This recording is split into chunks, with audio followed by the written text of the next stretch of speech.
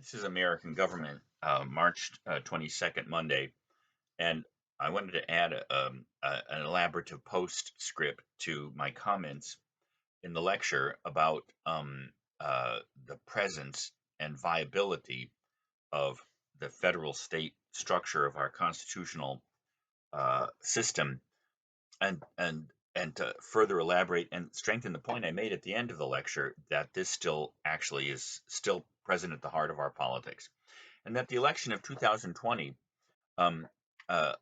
showed again that this division or this constitutional di- distinction between state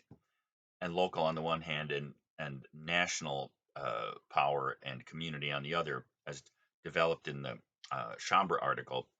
is still the primary shaper of our politics. Aside from, of course, great divisions of opinion about certain versions of rights, like transgender rights or uh, the rights of racial minorities, which, of course,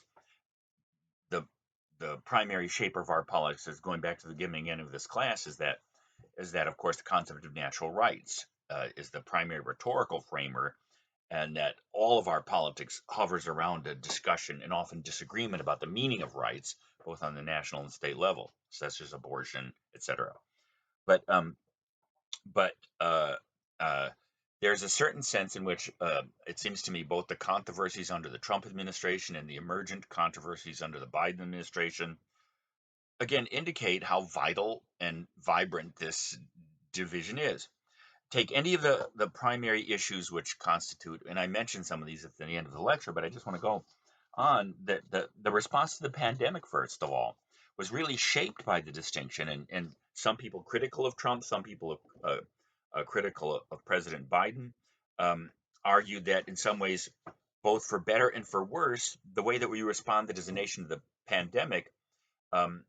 was either hampered by the fact that much of our governance occurs on the state level, and therefore, like for instance, with respect to the distribution of the vaccine, um, uh,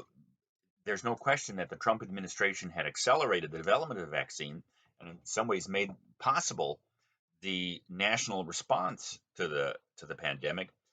and that in some ways it was on the state and local level where the distribution slowed down. Now that's improved to a very real extent, but it shows that for better or for worse, that the reliance within the cooperative federalism structure does somewhat depend from state to state how well certain states are administered, and for instance in California, it was discovered this last year that from anywhere from 11 to 33 billion dollars in pandemic aid distributed by the state was fraudulent, and that's a pretty hefty sum, as opposed to other states where the vaccine rollout was smoother, more efficient, and where the disbursement of aid was, again, the quality of administration varies from state to state too. Not only the dependence upon the state and local level for many of these policies,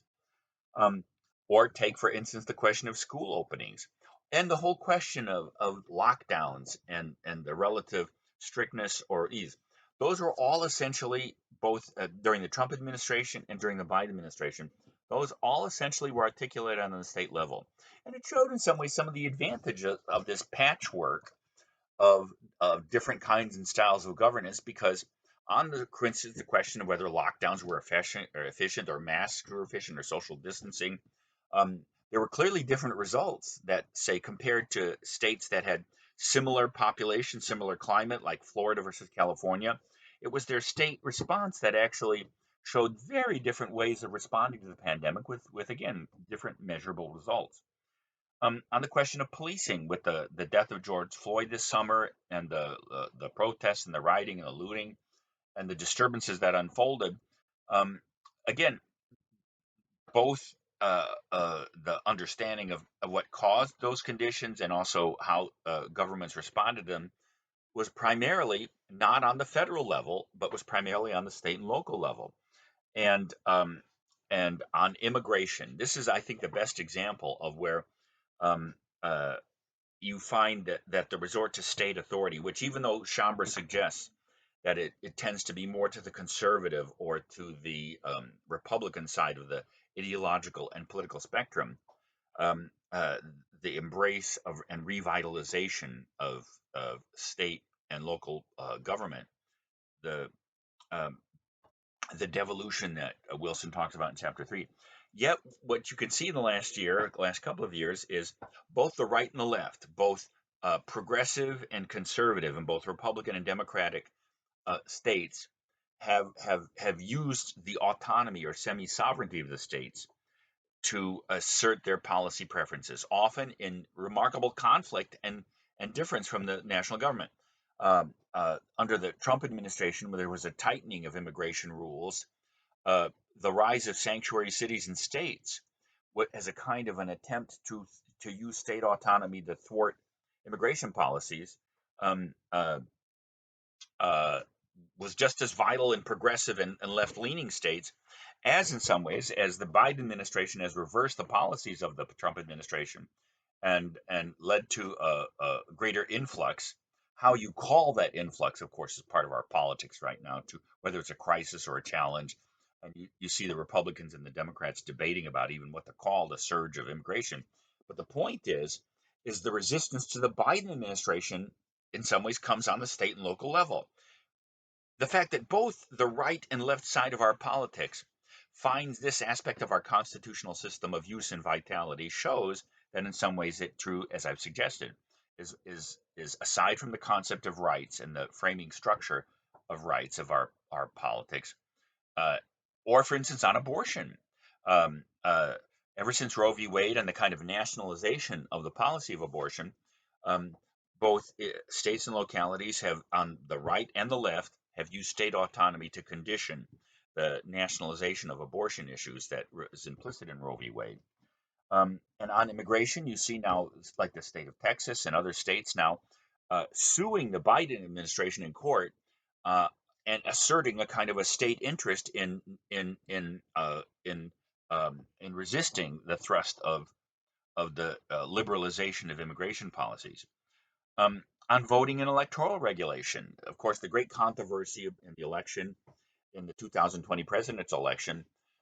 um, the controversy right now is whether or not to nationalize and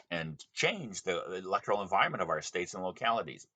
And you will see in the coming months and the coming years, this will be a tremendous battle between the right and left, and between Republicans and Democrats, with in some ways uh, um, the Democratic Party and the progressive left moving towards a kind of a nationalization, liberalization of electoral laws, say with the expansion of mail-in voting, which caused a lot of controversy in the election. And you'll also see that there will be a state and local conservative and Republican response to that, primarily on that level. I should say, by the way, even economic and climate policies. Remember, when the Trump administration essentially moved away from the embrace of the Paris climate talks, and sort of moved to a less uh, salient view of climate change as a major issue, the state of California, for instance, went ahead and tightened its admission standards. It actually put in motion. I think Governor Newsom suggested that by 2030 or 35, it would be essentially an all electric. Uh, Now, whether those are attainable is a different question. But my point is uh, is on the state and local level, you find both resistance to the Trump administration and this climate policy, as you find on the state and local level resistance to President Biden's. Like, for instance, at least 22 states are challenging President Biden's closing down of the XL pipeline. So, what I wanted to reinforce is especially for as the new politics of the Democratic Congress and the Biden administration play out, you will see this feature of our constitutional system at the heart of our politics, representing the interest and opinion of both the right and left, and Republicans and Democrats.